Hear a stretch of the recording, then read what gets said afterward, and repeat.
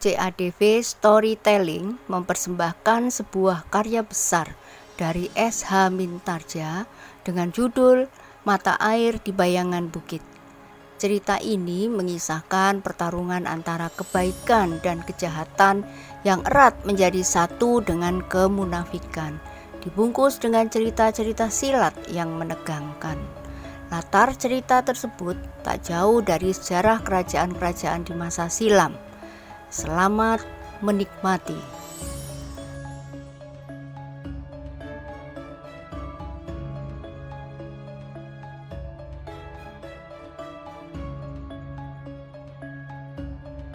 Pada episode yang lalu dikisahkan bahwa tetapi wajah Kiai Kanti nampaknya dibayangi oleh keraguan-raguan, sehingga Jeliteng pun bertanya, "Apa Kiai mempunyai pendapat lain?"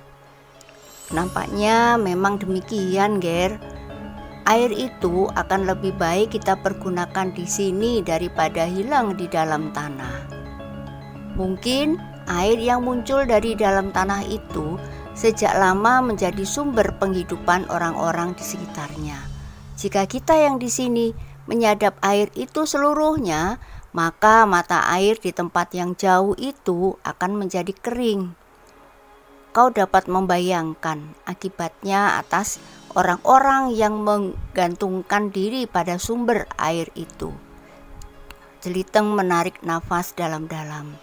Sambil mengangguk-angguk, ia berkata, "Kiai benar, aku tidak memikirkan sampai sejauh itu, Kiai." Ia berhenti sejenak. Lalu, justru sikap itu harus kita perhatikan. Kita harus memberitahukan hal itu kepada orang-orang lain yang mungkin akan dengan serakah mengambil air dari belumbang itu seluruhnya bagi tanah Lumban Wetan atau Lumban Kulon. Kemungkinan itu memang besar sekali. Meskipun demikian, kita akan berusaha untuk meyakinkan mereka bahwa mereka tidak boleh terlalu mementingkan diri sendiri. Jeliteng mengangguk-angguk. Sementara itu, gemercik air yang menuruni tebing telah menyatu dengan arus air sungai yang hampir kering. Pengaruh air dari belumbang itu memang belum nampak, tetapi bagi Kiai Kanti dan Jeliteng rasa-rasanya semuanya sudah jelas. Bahkan Jeliteng pun kemudian berkata, "Kiai, kita akan dapat menunjukkan air itu kepada Ki Buyut di Lumban Wetan dan Lumban Kulon. Mereka akan dapat mengerahkan orang-orangnya untuk membendung sungai atau untuk sementara mengalirkan arus air itu ke dalam parit yang sudah ada meskipun kering di musim kemarau." Tetapi Kiai Kanti menggeleng. Jawabnya, "Semula aku tidak memikirkannya, Ger, tetapi sekarang aku melihat bahwa jika air itu akan dialirkan langsung ke parit, maka parit itu hanya akan mengairi sawah dan ladang di daerah Lumban Wetan. Hal itu akan dapat menimbulkan persoalan bagi Lumban Kulon. Karena itu, memang sebaiknya kita melakukan seperti yang kau katakan beberapa saat yang lampau. Air itu masuk ke dalam sungai, kemudian diangkat ke dalam parit di sebelah menyebelah sungai, sehingga Lumban Wetan dan Lumban Kulon akan dapat menikmatinya meskipun tidak memenuhi segala kebutuhan di musim kering, tetapi sudah akan dapat mendorong kemajuan hasil tanah yang cukup besar." Jeliteng mengangguk-angguk. Sambil memandang ke arah Lumban Wetan dan Lumban Kulon, ia berkata, "Kiai benar, sekali lagi nampak bahwa Kiai berpikir jauh. Agaknya aku masih harus mengendapkan diri untuk dapat melihat jarak seperti yang Kiai lihat. Meskipun sampai saat ini nampaknya tidak ada persoalan atas Lumban Wetan dan Lumban Kulon. Tetapi jika masalah air itu mulai terasa, justru akan dapat menimbulkan persoalan baru yang cukup gawat. Apalagi menilik sikap putra Ki Buyut di Lumban Kulon. Agaknya sikapnya tidak selunak sikap ayahnya yang menjadi semakin tua. Kiai Kanti pun memandangi pula beberapa padukuhan di antara bulak-bulak yang tidak begitu subur dan bahkan kering di musim kemarau. Sambil mengangguk-angguk ia berdesis, mudah-mudahan akan segera terjadi perubahan. Tetapi bukan perubahan sifat dan watak orang-orang Lumban yang ramah dan baik hati. Jika air itu mulai menyentuh daerah yang kering itu, maka akan mudah timbul nafsu ketamaan dan rakus.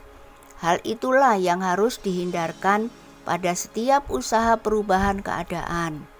Beberapa orang akan mungkin sekali berusaha untuk mendapat yang lebih banyak dari orang lain.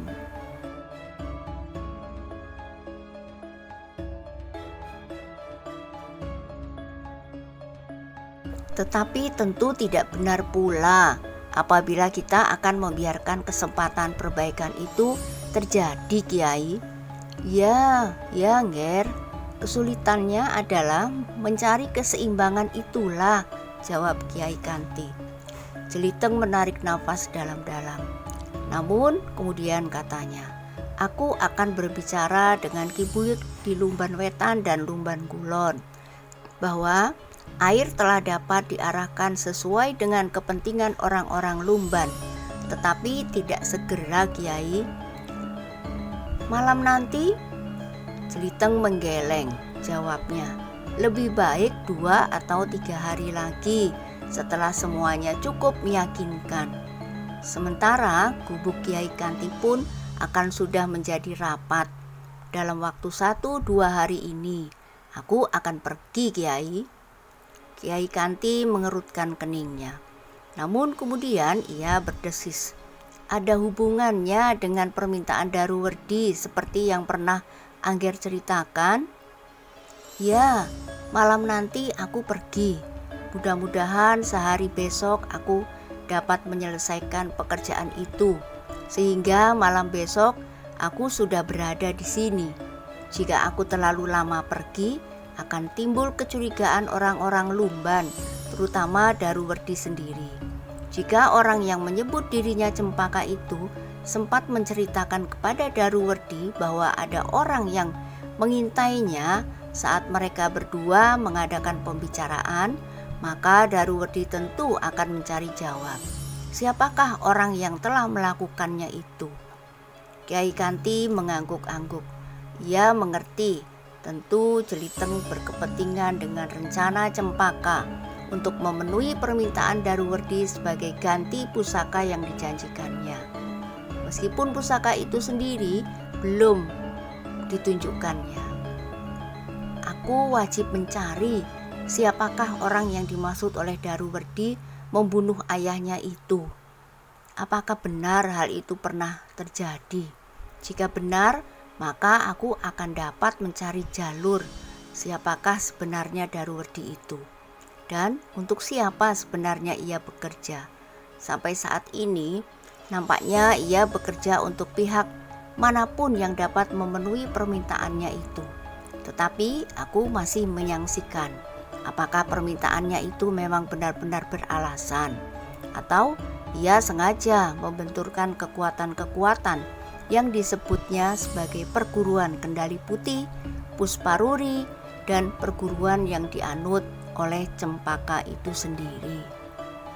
Kiai Kanti mengangguk-angguk. Katanya, aku adalah orang tua yang sangat picik, Yer.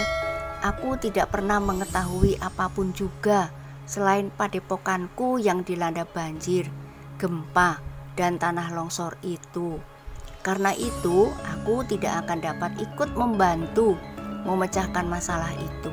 Yang dapat aku lakukan tidak lebih dari membuat parit ini. Kiai pun masih perlu diselidiki apakah yang Kiai katakan itu benar.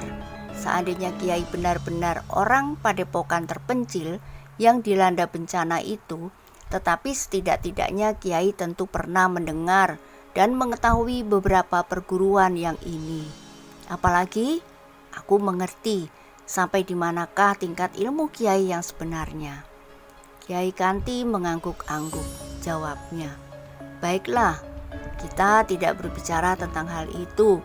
Jika Angger mau pergi, berhati-hatilah, karena masalah yang Angger hadapi agaknya masalah yang cukup gawat. Ya Kiai, jawab Jeliteng. Tidak banyak pangeran yang aku kenal. Jika ada di antara mereka masih mempunyai ikatan permusuhan karena suatu pembunuhan, maka orang itu pantas aku telusur lebih jauh. Apakah benar orang itu yang dimaksud oleh Daruwerdi? Jika benar, maka orang itu akan berada dalam bahaya. Tetapi tanpa orang itu, apakah kau akan dapat mencapai akhir dari tugasmu sampai saat pusaka itu dapat diketemukan? Jeliteng menarik nafas dalam-dalam, katanya. Mudah-mudahan aku menemukan satu jalur yang dapat memecahkan hal itu. Mungkin aku dapat berbicara dengan orang yang menjadi sasaran dendam Daruwerdi, sehingga aku menemukan cara untuk memancing pusaka itu. Kiai Kanti mengangguk-angguk. Jawabnya, silakan Ger, tentu banyak cara, tetapi tentu banyak pula kesulitannya.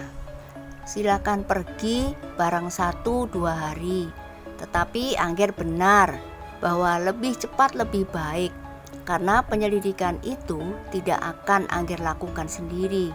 Angger tentu mempunyai orang-orang yang akan Angger tugaskan. Jeliteng tersenyum, jawabnya. Kiai mulai berkhayal, aku adalah aku seorang diri, tetapi aku tidak akan membantah khayalan Kiai yang wajar itu. Kiai Kanti pun tertawa juga. Sementara Jeliteng berkata, marilah Kiai, kita kembali. Anak-anak yang membuat gubuk itu tentu sudah ingin beristirahat. Mereka pun akan bergembira jika mereka mendengar bahwa air itu sudah dapat tersalur, tetapi tidak terlalu besar. Keduanya pun kemudian menanggalkan tepian sungai yang hampir kering di musim kemarau itu, kembali memanjat tebing. Seperti yang dikatakan oleh Jeliteng, maka kawannya telah merasa lelah dan haus sehingga mereka memerlukan istirahat. Swasti tentu sudah menyediakan minuman dan makanan bagi kita, berkata Jeliteng kemudian. Seperti biasanya, maka anak-anak muda itu pun kemudian naik untuk beristirahat. Seperti biasanya pula, Swasti telah menyiapkan makanan dan minuman bagi mereka. Hari itu, anak-anak muda yang membantu Kiai Kanti membuat gubuk telah mendengar, dan kemudian ketika mereka pulang memerlukan melihat bahwa air telah dapat tersalur lewat jalur yang dipersiapkan turun ke sungai. Air itu akan sangat berguna bagi padukuhan Lumban Wetan dan Lumban Kulon di hari-hari mendatang. Tetapi jangan ceritakan kepada siapapun lebih dahulu, berkata Jeliteng. Kita memerlukan pertimbangan yang jauh. Kawan-kawannya mengangguk-angguk. Mereka mengerti setelah Jeliteng memberikan penjelasan lebih jauh dari kemungkinan-kemungkinan yang dapat terjadi karena air itu. Karena itu, aku akan menghadap Ki Buyut di Lumban Wetan dan Lumban Kulon. Sebelum itu, aku minta kalian benar-benar diam, minta Jeliteng sekali lagi. Kawan-kawannya masih mengangguk-angguk. Sementara Jeliteng pun kemudian berkata, 2 atau 3 hari lagi aku akan menghadap Ki Buyut bersama kalian dan memperkenalkan Kiai Kanti. Kenapa 2-3 hari lagi Jeliteng? Bertanya seorang kawannya. Itulah sayangnya, saut Jeliteng. Besok aku harus pergi ke rumah pamanku. Aku sudah mengatakan kepada Biyung bahwa aku sedang sibuk, tetapi Biyung berkeras menyuruh aku menemui paman. Dengan demikian, aku harus pergi barang 1-2 hari. Apakah pamanmu sakit? Bertanya kawannya yang lain. Sudah lama Biyung tidak bertemu dengan paman, adik satu-satunya. Semalam Biyung bermimpi bahwa paman dilanda. Sudah lama Biyung tidak bertemu dengan paman, adik satu-satunya. Semalam Biyung bermimpi bahwa rumah paman dilanda banjir. Karena itu Biyung minta agar aku segera pergi ke rumah paman untuk melihat apa yang terjadi. Kawan-kawannya mengangguk-angguk. Sementara Jeliteng berkata terus, "Jika saja bukan Biyungku yang menyuruhnya, aku tidak akan bersedia pergi. Tetapi aku tidak dapat membantah perintah Biyung." Kawannya mengangguk-angguk. Mereka mengerti bahwa Ibu Jeliteng yang sudah menjadi janda itu tidak dapat menyuruh orang lain kecuali Jeliteng. Dan agaknya Jeliteng pun sangat mengasihi ibunya seperti ibunya mengasihinya. "Jadi besok dan lusa sebelum kau kembali, kita tidak naik ke bukit. Pergilah, bantulah orang tua itu." Jeliteng berhenti sejenak. Lalu, "Tetapi jangan lupa membawa senjata seperti biasanya. Jika kalian bertemu dengan harimau, maka kalian harus melawan beramai-ramai. Jangan justru melarikan diri, karena jika kalian melarikan diri, salah seorang dari kalian akan dikejarnya sampai dapat. Tetapi jika kalian bersama-sama melawan, maka harimau itu tentu akan dapat kalian kalahkan. Betapapun juga kuat dan garangnya seekor harimau. Apalagi kalian di hampir 3 atau 4 hari sekali masih terus berlatih kanuragan." "Ah," desis anak-anak muda itu. Salah seorang berkata, "Apa yang sudah dapat kita lakukan? Hei, aku sudah dapat mengayunkan parang dengan baik. Jika harimau itu datang, kalian harus menyerang beramai-ramai dengan parang atau golok terhunus. Kalian dapat melakukannya sambil berteriak-teriak. Mungkin harimau itu akan menjadi takut dan berlari." "Sudahlah," berkata kawannya. "Mudah-mudahan kita tidak bertemu dengan harimau seperti biasanya. Kebiasaan kami berteriak-teriak, berdendang, dan ura-ura agaknya dapat menakut-nakuti binatang jenis apapun juga." "Mudah-mudahan, Jeliteng." Jeliteng pun mengangguk-angguk. Ia pun sependapat bahwa kebiasaan kawannya berteriak-teriak di dalam hutan itu telah menakut-nakuti harimau yang tidak terbiasa mendengar suara yang demikian. Meskipun Jeliteng pun tahu bahwa kawan-kawannya berteriak-teriak karena ada juga yang perasaan takut dan ngeri memasuki hutan yang masih dihuni binatang buas itu.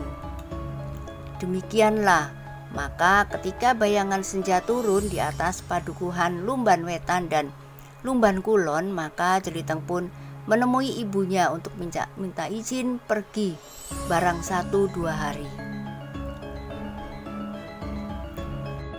"Pekerjaan di bukit itu hampir selesai, Biyung. Kami bersepakat untuk mengerjakannya siang dan malam.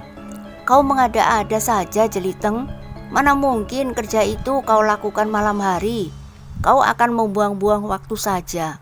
Dan bahkan mungkin salah seorang dari kalian akan dapat tergelincir jatuh. Malam hari kami hanya mengerjakan anyaman, dinding, tutup keong, atau ilalang, dan lain-lain yang masih kurang. Pagi-pagi kami dapat lekatkannya pada gubuk yang sudah siap itu. Ah, terserah saja kepadamu, tetapi hati-hati, binatang buas berkeliaran di malam hari." "Kami menyalakan obor, Biyung." "Binatang buas takut kepada api," jawab Jeliteng. "Lalu malam nanti aku akan mulai." Ibunya tidak melarangnya. Karena itu, maka ketika malam mulai gelap, Jeliteng pun minta diri. "Hantu betina itu akan mencari anak. Pakailah dingo atau kunyit di keningmu. Akar dingo akan menjauhkan kau dari hantu-hantu." Jeliteng menahan tersenyum. Tetapi ia menurut. Ia mengambil sepotong akar dingo dan diusapkan pada keningnya. Baru kemudian Jeliteng berangkat meninggalkan padukuhan Lumban Wetan. Di malam hari, Jeliteng berjalan dengan cepatnya. Ia tidak berjalan lewat jalan-jalan yang rata, tetapi ia memintas melewati jalan-jalan sempit dan bahkan pematang. Dengan hati-hati ia melintas tidak terlalu jauh dari Bukit Gundul. Ia tidak mau bertemu dengan siapapun, apalagi Daruwerdi atau orang-orang yang berhubungan dengan anak muda itu. Untuk menghilangkan kesan tentang dirinya, maka Jeliteng telah mengenakan pakaian yang lain sekali dari pakaian-pakaiannya yang disembunyikan di bulak panjang. Di antara pakaiannya yang disembunyikan di bulak panjang, di antara batu-batu padas di dekat sebatang randu alas yang jarang didekati seseorang. Dengan pakaian itu, ia tidak lagi nampak sebagai seorang anak petani yang hidup sesederhana sekali. Dengan demikian, jika ada seseorang yang tanpa dapat dihindari melihatnya, sama sekali tidak akan menghubungkannya dengan seorang anak petani di padukuhan Lumban Wetan. Karena waktu yang ada bagi Jeliteng tidak terlalu banyak, maka ia pun berjalan dengan tergesa-gesa. Ia harus sampai ke tempat ia menyimpan kudanya di sebuah padukuhan yang besar yang agak jauh dari Lumban Wetan, yang dititipkan kepada seorang saudagar yang sudah dikenalnya sebelumnya, dipercayanya dan mengerti persoalannya karena sentuhan ilmu dari sumber yang sama. Baru tengah malam ia sampai ke rumah saudagar itu. Ketika ia mengetuk pintu, maka saudagar itu pun terkejut.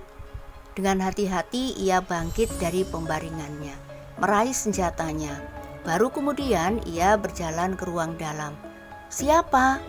ia bertanya, sementara tangannya telah memegang hulu pedangnya. "Aku, Paman, Arya Baskara." "Heh?" Tetapi ia masih ragu-ragu. "Benar, kau Angger Baskara?" "Ya," jawab Jeliteng. "Baskara siapa? Ada 1000 orang yang bernama Baskara." Saudagar itu masih bertanya. "Baskara Chandra Sang Kaya," jawab Jeliteng. "Apakah Paman sudah lupa suaraku?" "Oh, kau Nger." Dengan tergesa-gesa saudagar itu membuka selarak pintu. Ketika pintu itu terbuka, maka seorang anak muda berdiri sambil tersenyum di depan pintu. Oleh cahaya lampu minyak yang redup, maka saudagar itu segera mengenal bahwa yang datang itu memang Arya Baskara. "Silakan Ger, silakan. Kau datang di tengah malam sehingga aku terkejut karenanya." Saudagar itu mempersilakan. "Aku dalam perjalanan ke Demak, Paman," berkata Jeliteng yang dikenal oleh saudagar itu bernama Arya Baskara. "Sehubungan dengan tugas anak Mas?" bertanya saudagar itu. "Tentu, Paman." Dan agaknya persoalannya menjadi semakin buram. Nampaknya tempat yang disebut sepasang bukit mati itu menjadi semakin menarik perhatian orang. "Itu sudah wajar, Ger. Kabar tentang sepasang bukit mati itu tentu cepat tersebar. Jika salah satu kelompok mulai memperhatikan tempat itu, maka kelompok yang lain pun tentu akan segera mendengar, karena tidak mustahil bahwa mereka mempunyai orang-orang yang saling menyusup di antara kelompok-kelompok yang bersaing itu," berkata saudagar itu pula. Kemudian ia pun bertanya, "Lalu apa pula yang akan Angger lakukan di kota raja?" "Banyak masalah yang tidak aku ketahui dengan pasti, Paman. Karena itu aku memerlukan bantuan orang-orang yang berada di kota raja. Karena tugas yang aku lakukan mungkin akan memerlukan bantuan." Nah, bagaimanakah kisah selanjutnya? Silakan ikuti terus kisah Mata Air di Bayangan Bukit pada kesempatan lain. Jangan lupa like, komen, dan subscribe. Terima kasih. Sampai jumpa.